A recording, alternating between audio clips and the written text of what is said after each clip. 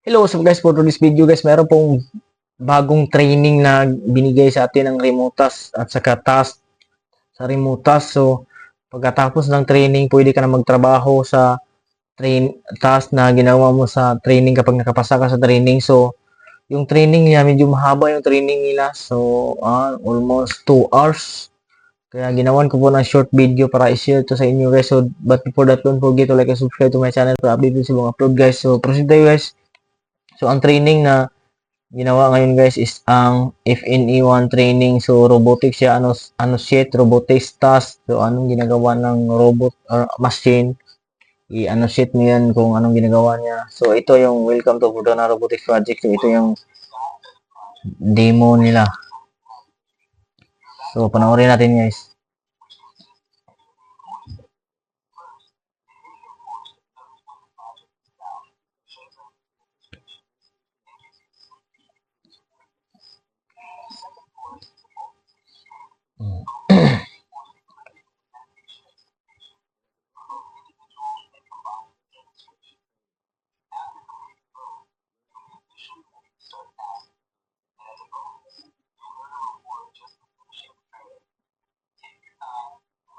Oh. Pagkatapos ng training, babayaran kayo ng dito sa Remotas. So pagkatapos ng training, so yung training nila, mataas talaga yung training nila, almost 2 hours. Tapos yung training, tapos mayroon pang isang training. Pagkatapos nito ng training, if in A1 training course, mayroon pang isang training at may quiz pa. Yun yung ano sa kanila. At saka hindi naman ano kasi babayaran ka naman sa training. So mayroon ka lang sasagutan na quiz na kung okay ba yung ano mo na mayroon ka bang naintindihan sa demo nila kung ano ang functions, kung ano ang mga shortcut key, ganyan. So ito po yung ano guys, capturing what the robot does, which objects are involved, and how actions perform, following strict quality and consistency standards. So, ito yung ano din guys. Continue. So, ito yung instruction nila kung paano gawin ang task. So, ito mga instruction. Basahin nyo lang maigi guys. Intindihin nyo. Tapos, medyo mataas ito. Mayroon silang madami silang mga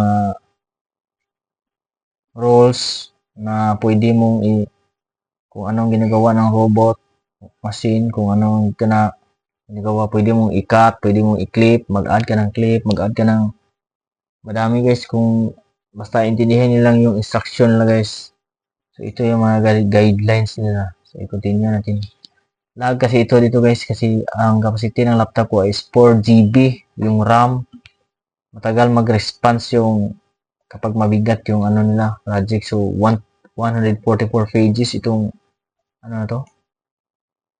Mataas to. Yung mga basahin nyo lang mabuti kung anong ginagawa at pagkatapos nito, demo, ito demo. Pagkatapos ng demo, may quiz yan guys, may quiz. Tapos, sagutan nyo yung quiz. So, ito yung demo nila. Mayroong mga shortcut key, may mga ano. So, lahat po ng, kung bago ka lang sa remote task, makukuha mo agad ito natin ang training na to. Lahat kasi binigyan nilang task nito sa remote task.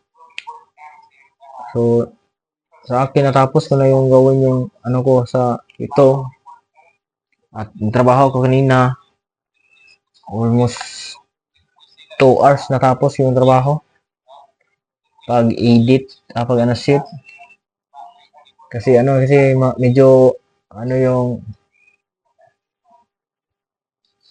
laptop mahina mag-response.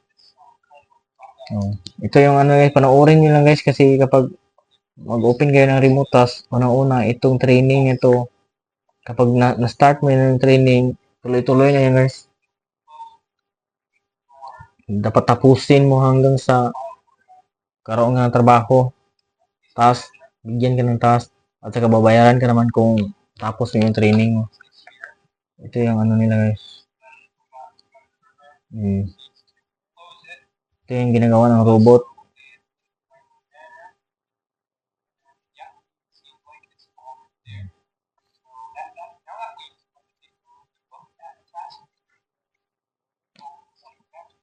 Yan.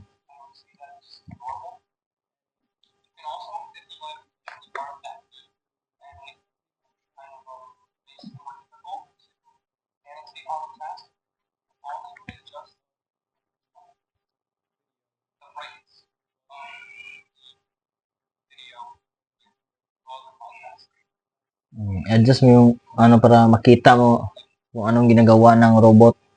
Adjust mo yung ano nila, brightness.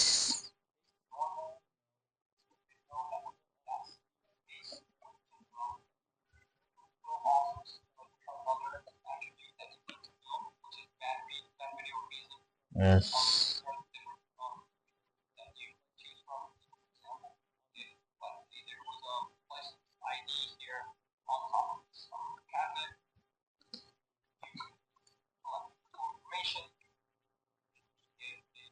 So, hindi lang ito demo guys, maraming demo na binigay sila sa training, maraming demo, mga 12 demos yata yung ano, kung paano talaga gawin yung task.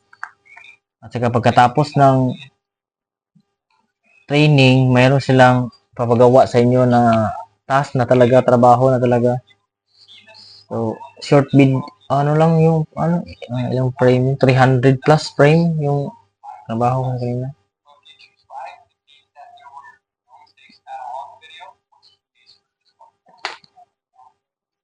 Mas lamang kung yung capacity ng laptop niyo is 8 GB RAM, ito smooth lang, mabilis kayo magtrabaho. Pero kung mababa lang yung spec ng laptop niyo, medyo mabagal yung function ng video. Mag-lag siya, mag-lag.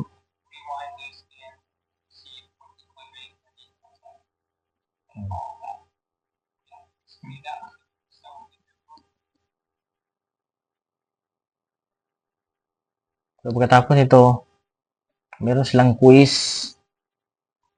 Itong if any training course, label, basahin niyo lang yung ano yung task, kung paano gawin yung task. Yan. Basahin niyo yan.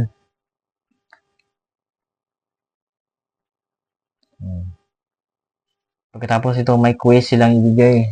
Kung mayroon ka bang naintindihan sa ano nila, demo nila sa mga instruction nila.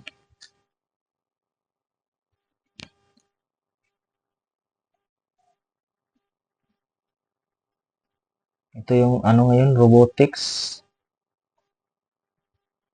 Meron silang task na transcription. Kaso ano lang, mababa lang yung ano, madali lang yung ano nila, transcription. Kaunti lang yung transcription. Ito yung malaki-laki. Yung robotics. Transcription audio yun, yung pakinggan yung audio kung tapos pipili ka na lang ng ano, letters kung ano yung tamang sagot, anong tamang word na binigkas. Yun yung ano binigay na. So ngayon, ano lang, itong robotics. Ito, basahin mo ito maigi kasi ano, nahirapan ako. Lahat, ano ko, pinili ko para tama. So, continue. Ano mo lang to guys. So ito, grabe ito. Basahin mo mabuti guys ito. Ito yung mga description must be natural sounds effect na paano mag-start yung project. So, ito lang guys. So, don't forget to like and subscribe to my channel. Comment lang kayo below guys kung mayroon kayong hindi naintindihan, kung mayroon kayong tanong. So, ito lahat ng instruction dito. Mayroon silang demonstration. Madali lang itong task na to guys. At saka mayroon silang test kung pagsasagutan sa mga grammar kasi may grammar kasi yan kapag mag-ano set kayo tapos lagyan mo ng text. May grammar kasi yung pipiliin nila. Dapat tama yung grammar mo sa paglagay ng text kasi halimbawa kung halimbawa, yung ballpen, kinuha yung ballpen sa ibabaw ng lamisa, tapos nilagay sa drawer, dapat tama yung pag-English, pagbigkas ng English doon. He get the pencil, he get the ballpen and put it into the drawer. Dapat, tama yung grammar. Ito yung mga quiz nila, guys.